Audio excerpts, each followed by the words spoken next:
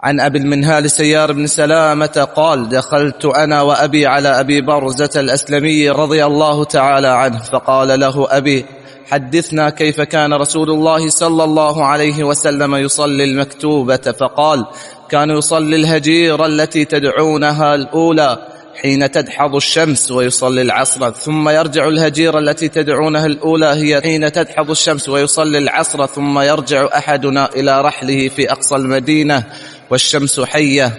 ونسيت ما قال في المغرب، وكان يستحب أن يؤخر العشاء التي تدعونها العتمة، وكان يكره النوم قبلها والحديث بعدها، وكان ينفتل من صلاة الغداة حين يعرف الرجل جليسه، وكان يقرأ من 60 إلى 100. جزاک اللہ خیر. تو اس حدیث کا موضوع بھی پانچوں نمازوں کے اوقات. عن ابی المنہال سیار ابن سلامہ تھا، یہ بصری جو ہیں وہ تابعی ہیں اور ثقہ ہیں. فرماتے ہیں کہ دخلت انا و ابی علی ابی برزۃ الاسلمی، کہ میں اور میرے والد جن کا نام سلامہ، ہم دونوں ابو برزہ الاسلمی رضی اللہ عنہ کے پاس گئے. ابو برزہ الاسلمی نبی علیہ السلام کے صحابی ہیں اور اپنی کنیت ابو برزہ کے ساتھ معروف ہیں. ویسے ان کا نام نزلہ بن عبید ہے. نزلہ زواد کے ساتھ، زے کے ساتھ نہیں، نزلہ بن عبید. اور یہ قدیم الاسلام صحابی ہیں، اور یہ جنگ خیبر میں اور فتح مکہ میں اور حنین میں شریک تھے. اور اس صحابی کا تمیز یہ ہے کہ ابن خطل کے قاتل ہیں. ابن خطل جو بڑا گستاخ تھا اور اسلام قبول کر کے مرتد ہو گیا تھا، فتح مکہ کے موقع پر یہ چھپ گیا تھا. رسول اللہ صلی اللہ علیہ وسلم نے فرمایا تھا کہ ابن خطل کو قتل کر دو، خواہ وہ غلاف کعبہ کے ساتھ چمٹا ہو. تو واقعی ابو برزہ الاسلمی اس مہم پر مامور ہوئے، اس کو تلاش کرتے رہے حتیٰ کہ بیت اللہ میں گئے تو یہ غلاف کعبہ سے چمٹا ہوا تھا. وہ ایک پناہ ڈھونڈ رہا تھا، کیونکہ نبی علیہ السلام کا فرمان تھا کہ اس کو قتل کر دو، تو انہوں نے اسے قتل کر دیا تھا. آخری عمر میں یہ بصرہ میں پہنچ گئے اور چلے گئے، اور پھر خراسان میں، اور خراسان کا ایک علاقہ مرو، وہاں ان کا انتقال ہوا سن 65 ہجری میں. یہ فرماتے ہیں کہ دخلت انا و ابی علی ابی برزۃ الاسلمی فقال له ابی، میرے والد نے یعنی سلامہ نے ابو برزہ سے کہا: حدثنا کیف کان النبی صلی اللہ علیہ وسلم یصلی المکتوبہ، ہمیں بتائیے کہ نبی صلی اللہ علیہ وسلم فرض نماز کیسے ادا کرتے تھے. ان کی مراد نماز کے اوقات، نمازوں کے اوقات. ہمیں بتائیے کہ رسول اللہ صلی اللہ علیہ وسلم نمازوں کو کن اوقات میں ادا کیا کرتے تھے. فقال، ابو برزہ نے فرمایا کہ کان یصلی الحجیر وہی التی تدعونها الاولى حین تدحض الشمس، کہ آپ صلی اللہ علیہ وسلم حجیر یا حاجرہ جو پہلے گزر چکا ہے، یعنی شدت گرمی کا وقت، زوال کے فوراً بعد آپ صلی اللہ علیہ وسلم حجیر کی نماز، جس کو آپ اولا بھی بولتے، نماز اولا، عصر کے ساتھ. عصر جو ہے وہ حاجرہ اولا، ظہر حاجرہ اولا ہے اور عصر حاجرہ ثانیہ. ان کو تقریباً ظہرین بھی بولتے ہیں یا عصرین بھی بولتے ہیں. تو یہ پہلی نماز یعنی ظہر کی نماز آپ ادا کرتے تھے کب؟ حین تدحض الشمس، جب سورج جو ہے وہ زائل ہو جاتا. تدحض بمعنی تزیل، تدحض بمعنی تزیل، جب سورج زائل ہو جاتا. زائل ہونے کا معنی یہ ہے جب سورج چلتے چلتے آسمان کے وسط میں ٹھہر جاتا. وسط السماء جو نصف النہار کا وقت ہے، تو اس وقت نماز پڑھنا ممنوع ہے. لیکن جب سورج ڈھلتا بجانب مغرب تو یہ تدحض الشمس ہے، سورج کا زوال. تو فرمایا کہ سورج ڈھلتے ہی اور سورج کے زوال ہوتے ہی آپ صلی اللہ علیہ وسلم ظہر کی نماز ادا فرمایا کرتے تھے۔ یصلی العصر، اور یہ نماز کا وقت کب تک ہے؟ جب ایک انسان کا سایہ ایک مثل ہو، زوال کا سایہ نکال کر، زوال کا سایہ نکال کر ہر شے کا سایہ ایک مثل یعنی اس کے برابر ہو، تو اس وقت تک آپ ظہر کی نماز ادا کر سکتے ہیں۔ یہ وقت جواز ہے، افضلیت تو اول وقت میں ادا کرنا ہے۔ اور عصر کا وقت فرما وہ یصلی العصر، اور عصر کا آپ نماز ادا کرتے جب ظہر کا وقت ختم ہو جاتا، یعنی جب ہر شے کا سایہ ایک مثل ہوتا، زوال کے سائے کو نکال کر عصر کا وقت شروع ہو جاتا اور آپ عصر کی نماز ادا کرتے اول وقت میں۔ اتنا اول وقت فرمایا کہ ثم یرجع احدنا الى رحلہ فی اقصى المدینہ والشمس حیۃ، کہ ہم رسول اللہ صلی اللہ علیہ وسلم کے ساتھ عصر کی نماز پڑھ کے اپنے گھروں کو جاتے، اور ہمارے گھر کہاں ہوتے؟ فی اقصى المدینہ، مدینہ کے آخری کونے میں۔ بعض حدیث میں اوالی مدینہ کا ذکر آتا ہے، اوالی مدینہ، اور اوالی مدینہ 3 سے 4 میل، اور بعض اوالی مدینہ 7 میل کے فاصلے پر تھے مدینہ سے دور۔ ہم عصر کی نماز نبی علیہ السلام کے ساتھ پڑھتے اور اپنے گھروں کو لوٹتے، جو کہ اوالی مدینہ میں ہوتے، جو کم از کم 3 میل دور، 4 میل بھی، کہیں 5 میل بھی، اس سے زیادہ بھی اپنے گھروں کو پہنچتے۔ تو فرمایا کہ والشمس حیہ، سورج ابھی تک زندہ ہوتا۔ عصر کی نماز پڑھ کے اتنا چلنے کے بعد، اپنے گھروں میں پہنچنے کے بعد، سورج اب تک زندہ ہوتا۔ اس کا معنی یہ کہ نبی علیہ السلام عصر کی نماز اول وقت میں ادا کرتے تھے۔ اور ایک حدیث میں آتا ہے، صحیح مسلم کی حدیث ہے، کہ نبی علیہ السلام کے ساتھ ہم عصر کی نماز ادا کرتے، پھر اپنے گھروں کو مدینے میں آتے اور اونٹ نہر کرتے، اونٹ نہر کرتے، اس کی کھال اتارتے، اس کا گوشت بناتے اور پکاتے اور کھاتے، اور سورج زندہ ہوتا۔ تو اس سے بھی اندازہ کیجئے کہ عصر کی نماز کتنا اول وقت میں آپ ادا فرماتے تھے۔ حالانکہ ان تمام اشغال کے لیے وقت چاہیے، اونٹ کا نہر اور اس کی کھال اتارنا، گوشت بنانا، پھر اس کو پکانا، پھر اس کو کھانا، اور سورج ابھی تک زندہ ہوتا۔ تو یہ دلیل ہے اس بات کی کہ آپ صلی اللہ علیہ وسلم عصر کی نماز اول وقت میں ادا کرتے تھے۔ اور وہ وقت کیا ہے؟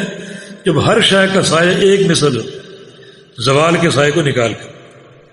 وَنَسِيتُ مَا قَالَ فِي الْمَغْرِبِ، یہ ابو المنہال کا قول ہے کہ مغرب کے بارے میں ابو برزہ الاسلمی نے کیا فرمایا وہ مجھے بھول گیا ہے، لیکن چونکہ اور احادیث میں مغرب کی نماز کا وقت مذکور ہے کہ سورج کے غروب ہوتے ہی آپ مغرب کی نماز ادا فرما لیا کرتے۔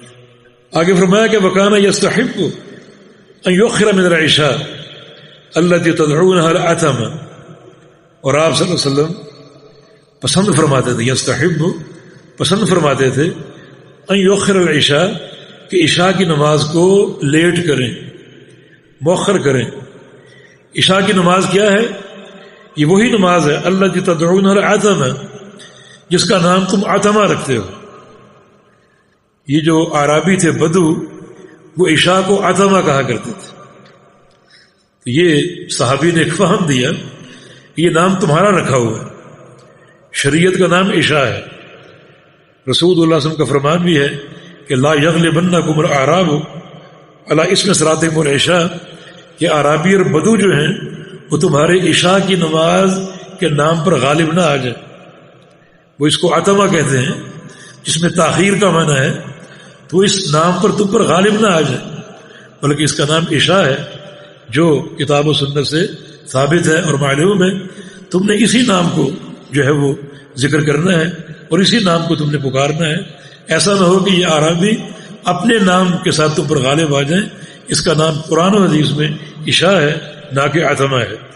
تو ابو برزہ الاسلمی کا کہنا التی تدعون العتمہ، اس نماز کو تم عتمہ کہتے ہو، قرآن و حدیث میں یہ نام نہیں ہے، تم نے یہ نام رکھا ہے۔ یہ قسم کا رد ہے کہ یہ نام استعمال نہ کرو۔ وَكَانَ يَكْرَهُ النَّوْمَ قَبْلَهَا وَالْحَدِيثَ بَعْدَهَا، اور رسول اللہ صلی اللہ علیہ وسلم عشاء کی نماز سے قبل سونا ناپسند فرمایا کرتے تھے، بل حدیث بعدہ، اور عشاء کی نماز کے بعد باتیں کرنا، گفتگو کرنا ناپسند کیا کرتے۔ یہ آپ کا معمول مبارک تھا، عشاء سے قبل آپ سوتے نہیں تھے اور عشاء کے بعد آپ باتیں نہیں کرتے تھے۔ ہاں اگر کوئی ضروری بات ہو جس میں مصلحت ہو، کوئی علم کی بات، کوئی سمجھانے کی بات، کوئی اہل و عیال سے بات کرنا، یا کوئی مہمان آ جائے اس سے گفتگو کرنا، یا کوئی بھی ضروری مسئلہ، اس میں بات کی جا سکتی ہے، لیکن فضول گفتگو سے، فضولیات سے گریز کیا جائے۔ یہ رسول اللہ علیہ وسلم کی سنت اور آپ کا معمول تھا۔ وَكَانَ يَنْفَضِلُ مِنَ الصَّلَاةِ الْغَدَاةِ حِينَ يَعْرِفُ الرَّجُلُ جَلِيسَهُ، اور رسول اللہ علیہ وسلم صبح کی نماز سے جب پھرتے لوٹتے، ينفضل یعنی ينصرف لوٹتے اور پھرتے، من صلاة الغداة اے من صلاة الفجر، فجر کی نماز سے جب آپ لوٹتے اور پھرتے، اس وقت کیا ہوتا؟ اس وقت وہ وقت ہوتا حین یعرف الرجل جلیسہ، کہ ایک شخص اپنے ساتھ بیٹھے ہوئے شخص کو بمشکل پہچان پاتا، یعنی اندھیرا ہوتا۔ جب فجر کی نماز سے آپ سلام پھیرتے اور پھرتے تو چونکہ جماعت میں صف بندی ہوتی تھی، تو ایک شخص اپنے ساتھی کو جو ساتھ بیٹھا ہوا ہے اسے بمشکل پہچان پاتا اندھیرے کی بنا پر۔ تو اس بات کی دلیل ہے کہ نبی صلی اللہ علیہ وسلم فجر کی نماز اول وقت میں ادا فرماتے تھے، اور ہمیشہ آپ کا یہ معمول تھا۔ اور ایک اس کا ثبوت یہ بھی ہے اول وقت کا، فرمایا کہ وَكَانَ يَقْرَأُ فِيهَا بِالسِّتِّينَ إِلَى الْمِئَةِ، کہ رسول اللہ صلی اللہ علیہ وسلم فجر کی نماز میں آپ کا معمول تھا کہ 60 آیتوں سے لے کر 100 آیات تک تلاوت کیا کرتے تھے۔ آپ صلی اللہ علیہ وسلم ترتیل سے پڑھتے، صحابہ کہتے ہیں کہ نبی علیہ السلام کی قرات متن تھی، کھینچ کھینچ کر، اور ترتیل سے پڑھتے۔ تو 60 سے 100 آیتیں اگر پڑھنی ہو اور صبح روشن ہونے کے بعد آپ جماعت کھڑی کریں تو جماعت ختم ہو ہی نہیں سکتی سورج کے طلوع ہونے سے قبل۔ یہ اس بات کی دلیل ہے کہ رسول اللہ علیہ وسلم غلط میں یہ نماز ادا کرتے تھے، اول وقت میں ادا کرتے تھے، اور یہ طویل قرات آپ فرمایا کرتے تھے، اور آپ کے سجدے اور آپ کے رکوع بھی طویل ہوا کرتے تھے، جو اسی بات کی دلیل ہے کہ آپ فجر کی نماز اول وقت میں ادا کیا کرتے تھے۔ اور آپ جن علاقوں میں رہتے ہیں، جس سلطنت میں رہتے ہیں، آپ کے لیے یہ نعمت ہے کہ یہاں تمام نمازیں اول وقت میں ادا ہوتی، بہت بڑی نعمت ہے۔ ورنہ ہمارے ہاں تو اتنا انتظار ہوتا ہے، اتنی تاخیر ہوتی ہے کہ حد سے زیادہ۔